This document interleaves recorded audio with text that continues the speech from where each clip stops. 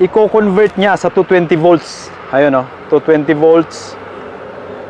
At pagdating naman dito, gagawin niyang stable or stabilize yung ating 220 volts para sa ating sounds or para sa ating pagtetest. Okay, so ayaw natin yun, 220 volts pumalo.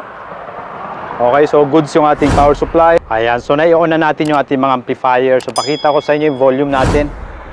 Ayan o.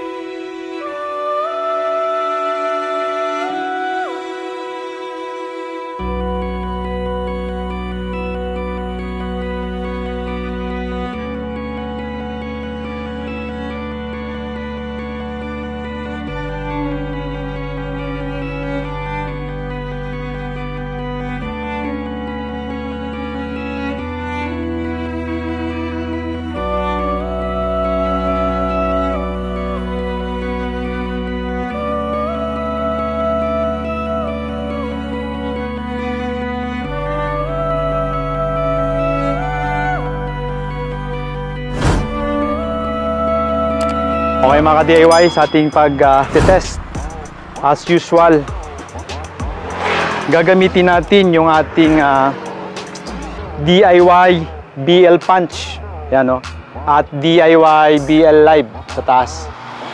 Okay, so meron tayong 4 na sob at meron tayong 4 na instrumental speaker with tweeter. Okay guys, ang sob natin ay 900 watts lang isa. At ang ating namang instrumental speakers ay 600 watts isa. Okay yan. Yung ating tweeter na 4 ay 6 or 350 watts isa. Okay guys, so pagdating sa ating amplifiers, yung gagamitin natin dito. Okay. Yung ating 3 amplifiers. So meron tayong Joson Jupiter.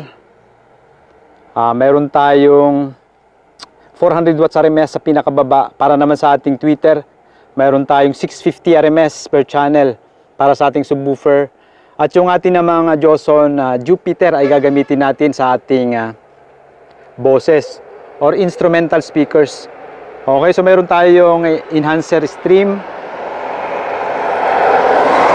crossover, mayroon tayong equalizer, mayroon tayong BB maximizer, mayroon tayong switch, at yung mixer natin. Ayan, so gagamit tayo ng Bluetooth receiver para sa ating wireless player. Okay, so connected na lahat tayo. Ayan. So ang setup natin dito ay isang amplifier para sa tweeter, isa para sa instrumental speaker, at isa para sa subwoofer. Okay, so susubukan natin yung tunog dito sa outdoor, kung maganda ba sa outdoor. Ayan, sa para na rin sa mga nagre-request na ating mga idols or ka-DIY na nais marinig yung ating outdoor sound test. Okay, pagdating naman sa ating power supply, okay, nandito syempre yung ating DIY PSU. Okay, sa mga hindi pa nakapanood guys, panoorin nyo sa ating mga nakarang video. At meron din tayong AVR na 5,000 watts. Okay, para maging stable yung ating power mamaya, dahil tayo gumagamit lamang ng battery at inverter. Okay, sa ating connection, very usual, ganun pa rin. Okay, so 2 speaker per channel, magmula sa tweeter hanggang sa sob, 2 per channel. 4 ohms per channel yung ating impedance. Okay, pagdating sa ating connection, ayan, so pansit canton yung ating connection. Dahil ito ay pansamantala lang.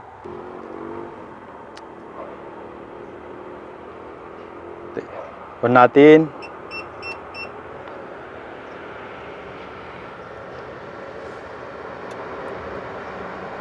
Yun. Okay, ang battery niya 12.5 lang. sa indicator. Pero ang amperes nito ay nasa 148 amperes.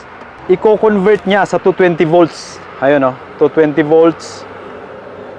At pagdating naman dito, gagawin niyang stable or stabilize yung ating 220 volts para sa ating sounds or para sa ating pagtetest. Okay, so ayaw natin yun, 220 volts pumalo. Okay, so goods yung ating power supply. Ayan, so na-on na natin yung ating mga amplifier. So pakita ko sa inyo yung volume natin. Ayan o. Okay, pagdating sa ating boses, ayan, so lagay natin sa 11 o'clock. Ayan, 11 o'clock. Yung ating sub nasa 12 o'clock. Yung ating tweeter naman sa pinakababa ay 11 o'clock din. Okay, so ganyan lang yung volume natin. Okay, okay, sa mixer naman ganyan yung settings. Ayan o, tone control, mid, bass, mid, high at low. Okay, volume natin ganyan lang. Simple lang. Okay. So ito yung ating Bluetooth receiver. Ayan. Okay, yung ating player naman ay cellphone. Okay, alright. Or rice. Okay, sound test tayo.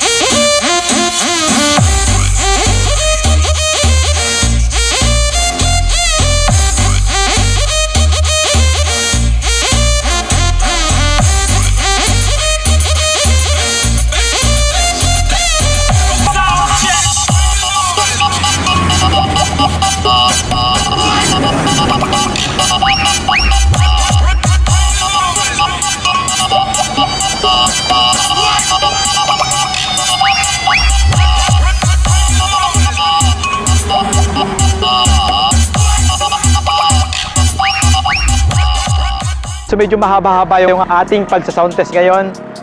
Okay guys, sa mga hindi pa nakapanood ng ating DIY speakers, ayan guys, panoorin nyo sa ating mga nakarang video. Ganun na rin sa ating power supply. Okay, ngayon check natin o tignan natin yung voltage ng ating battery, kung bumaba ba ng gusto or tama lang. Okay, so silipin natin pagkatapos ating mag-sound test. Okay mga ka-DIY, so hindi ko pa rin off yung UPS natin tsaka yung AVR. Okay, so pagdating sa AVR natin, naka 220 pa rin as usual. Ayan, so walang problema dyan. Ang tignan natin yung dito sa okay, kanina 12.5, ngayon 12.2 volts yung battery natin. Okay, so yan yung voltage natin. Yan, 12.2. Pagtapos natin mag sound test kanina, 12.5 lang. Okay, 0.3 yung nabawas sa ating power supply. Okay, so pwede pa tayo rito kahit na 6 hours. So kayang-kaya ng ating power supply. Okay, so uwi na tayo. Will you please repeat it?